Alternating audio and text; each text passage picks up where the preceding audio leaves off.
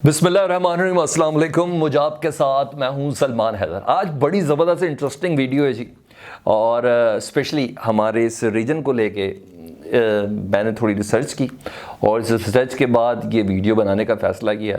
और ये बात तय है कि इस वीडियो के आखिर में, जी हाँ, आखिर में आपका मूड बहुत अच्छा होने जा रहा है। जी हाँ, मैं बात कर रहा हूँ इंडिया की चीन और नेपाल के साथ हालिया कशीदगी होगी। हम मुसलसल देख रहे हैं और बल्कि पार्लियामेंट्स के अंदर जिक्र भी शुरू हो चुका है, शटअप कॉल्स भी हो गई, टेरिटरीज़ के अंदर दाखिल भी हो गया। लेकिन इसके साथ साथ पाकिस्तान के बांग्लादेश के साथ ताल्लुकात बेहतर होते नज़र आ रहे हैं।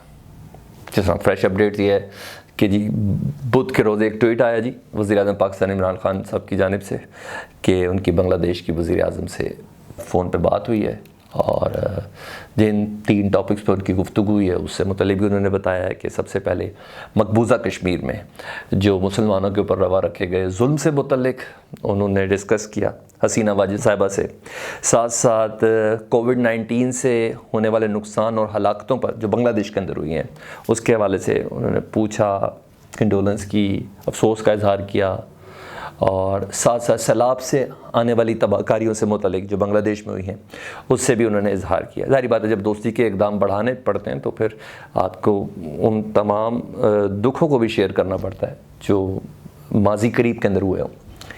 तो ये बात इतनी खबर थी, आपने भी सुन ली, मैंने भी सुन ली। नहीं, इस खबर की एक पूरी बैकग्राउंड है। बैकग्राउंड का आगाज़ मैंने कर दिया है ऐसे मौके पर जब इंडिया की चीन और नेपाल अपने हमसायों के साथ टेंशन चल रही है, ठीक है, बल्कि नो वे टू रिटर्न पर आने की बातें चल रही हैं। उधर से ईरान, जी हाँ, ईरान का चाबहार का कॉन्ट्रैक्ट जो है कंस्ट्रक्शन का वो तो इंडिया के पास है, लेकिन रेल की पटरी जो है वो भी इंडिया नहीं बनाएगा। इसकी पूरी बैकग्राउंड है वो मैं आपको बताता हूँ कि बांग्लादेश के वज़ीर ख़ारजा हैं AK अब्दुल रहमान साहब। चंद हफ्तों पहले ढाका में पाकिस्तानी हाई कमिश्नर से उनकी एक्सक्लूसिव मुलाकात हुई थी। इस मुलाकात के बाद मुझे भी थोड़ा लग रहा था कि ये कोई आम मुलाकात नहीं है, आने वाले दिनों में इसका कोई रिज़ल्ट आने वाला है। चंद हफ्तों कबल ये मुलाकात हुई थी और पाकिस्तान के जो हाई कमिश्नर थे इमरान अहमद सदीकी, इनसे ये मुलाकात हुई थी, जिसके बाद अंदाज़े तो थे लेकिन पिछले हम 17-18 महीने से हम लोग देख भी रहे थे कि पाकिस्तान और बांग्लादेश के दरमियान तनाव किसी हद तक कम होता नज़र आ रहा है। पाकिस्तान की जानिब से ये ख्वाहिश तो हमेशा से थी कि कुछ भी हो, भाई तो है ना बांग्लादेश। 50 साल पहले अगर एक हादसा ना हुआ होता तो बांग्लादेश और पाकिस्तान तो एक ही थे, तो ताल्लुकात में बेहतरी आ जाए किसी तरह, और ये बेहतरी आ नहीं पा रही थी।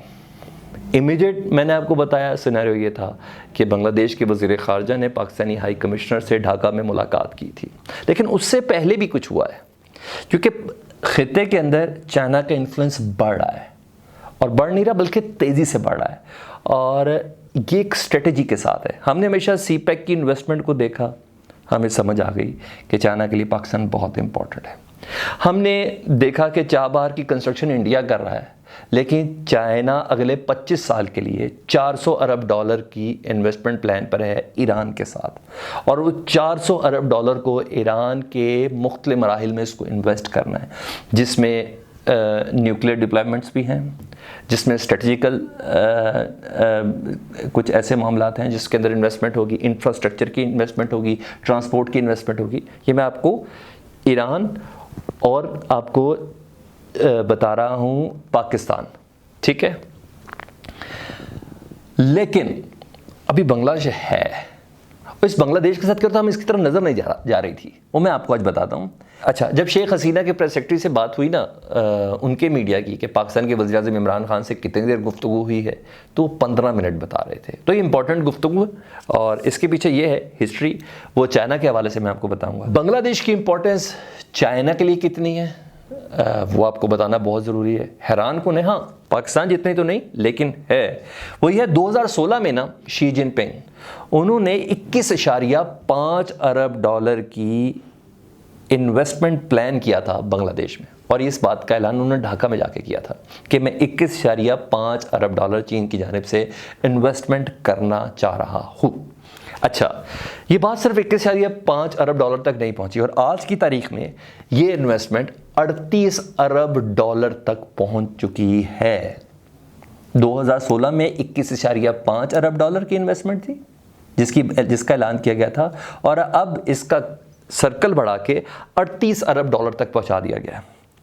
अच्छा, 20 जून 2020 में ना एक और भी बड़ा ज़बरदस्त ऐलान हुआ था चीन की जानिब से, जो बड़ा ही गैर मामूली ऐलान है कि जो बांग्लादेश की गुड्स होंगी ना, अगर वो एक्सपोर्ट होंगी ना चाइना में, तो चाइना के लिए तो वो इंपोर्ट कहलाएगी ना, अगर वो एक्सपोर्ट होगी ना तो चाइना 97%, जी हाँ, उसमें टैक्स की छूट दे रहा है बांग्लादेश की गुड्स को। है ना हैरानकुन बात। 21.5 अरब डॉलर की इन्वेस्टमेंट जो बढ़ के 38 अरब डॉलर पर पहुंची है, ये चाइना कर रहा है बांग्लादेश में, और इसके बदले में यही नहीं, बांग्लादेश की जो गुड्स एक्सपोर्ट होके चाइना में जाएंगी 97% टैक्स छूट होगी। यानी बनाई जो बांग्लादेश, चीन की मार्केट तुम्हारे लिए हाजिर है, सिर्फ 3% टैक्स देना है।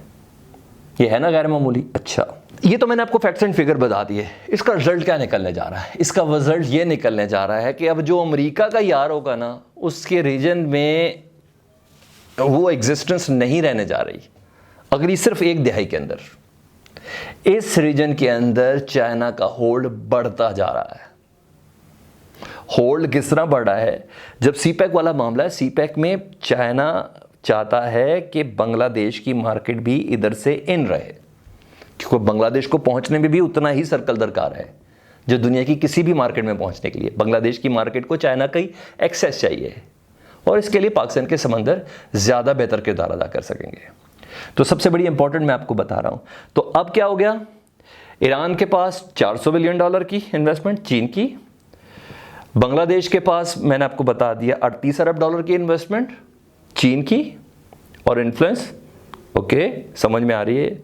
पाकिस्तान का सीपैक का मंसूबा, इस तमाम रीजन में ये जंग अब इकोनॉमी की है, बिजनेस की है, इन्वेस्टमेंट की है, बंदूकों की, असले की, मिसाइलों की नहीं है। और इस जंग को जीतने की मुकम्मल सलाहियत भी रखता है और इरादा भी रखता है चाइना। तो मेरा ख्याल है बांग्लादेश ज़्यादा दूर नहीं। अब मोदी के विज़िट बांग्लादेश मेरा ख्याल है कम होंगे। अब मुफ्ती बानी के जो ऐलानात थे ना, वो हो गए, उसका समर अब बांग्लादेश के इस रीजन में अपने मुख्तलिफ दोस्तों में, भारत से मुखालिफ दोस्ताने में नज़र आएगा बांग्लादेश का सर्कल। और मेरा ख्याल है इससे ज़्यादा खुशी की बात कुछ नहीं हो सकती कि हम जंगों से दूर हैं, कारोबार में आगे जाना चाह रहे हैं। इजाज़त दीजिए, खुदा हाफिज़।